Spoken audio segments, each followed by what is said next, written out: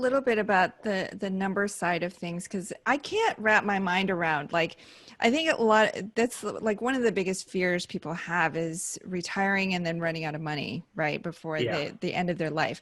And so how do you model out what the rest of your life could look like? I think earlier you mentioned, first you start out with potentially lots of activity and travel, and then that comes down over time, but then the healthcare costs go up. So how do you come up with, like, this is my target number, and once I reach this target number, then I can retire? Does it work like that? Basically, yeah. I mean, it does. And it sounds simplistic, but there's a lot behind it, right? And the difficult part about it is you can never really know, right? Because you never really know what your future returns are going to be. You never really know what inflation is going to be. You never really know what your spending is going to be because you've never been retired. You never really know what your health care is going to cost because you don't know if you're going to be healthy or not. And none of those will ever be answered. So you can drive yourself crazy doing this, right? So the way we did it is probably the easiest way to explain. This is the same recommendations I give to readers and other, listeners. It sounds tedious, but we tracked every penny we spent for a year. We typically don't budget. We know we're saving 20, 25%. We're free to live on the rest. So we don't budget. If it's in the checking account, we can spend it. We're fine. Okay. And we have some emergency savings and all that. Fine.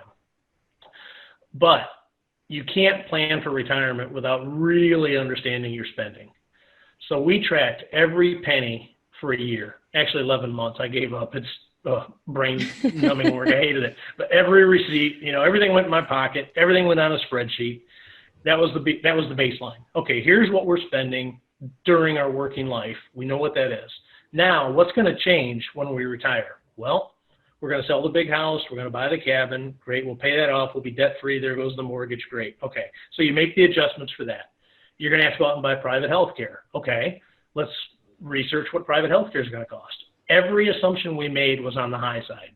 So we used $2,500 a month for private health. And, if you look at Obamacare or ACA, if you don't get the subsidy, $2,500 a month, kind of out there is a reasonable number. So we used it. We're probably spending closer to $2,000. Fine. I'd rather overestimate everything. So we went through that exercise. And okay, now you talked about, Julie, the activities, right? How do you model that? Well, we added a category for travel. And we have an RV, which we bought just before I retired. So we built in the cushion. Okay, we're going to spend, say, $50,000 for an RV. Okay, so subtract $50,000 from our net worth. We're going to have to buy that RV. What's that leave us? Okay, now we're going to camp. Okay, 100 nights at $35 a night. That's $3,500. We're going to need some gas. We're going to, whatever. You just model it. It's tedious work.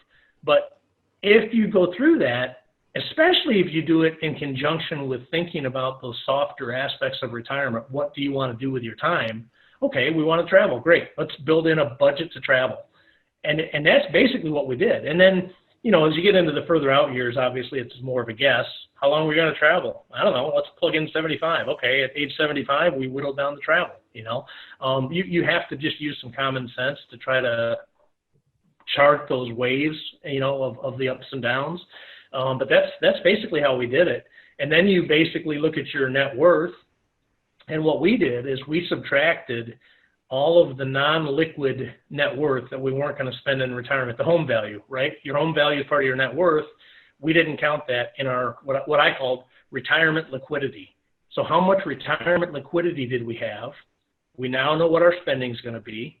And how much, using typically, if you want to use a 4% rule, it's 25 times your annual spending. So if you're going to spend $100,000, you need $2.5 million. If you want to use a more conservative number, which we did, use a 3% withdrawal rate. So it says you got to use 33 times your spending. If your spending's $100,000, you need $3.3 million, right? It's a big number.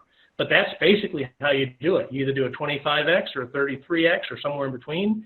You get a really good view of your spending, and that's kind of how you come up with that number.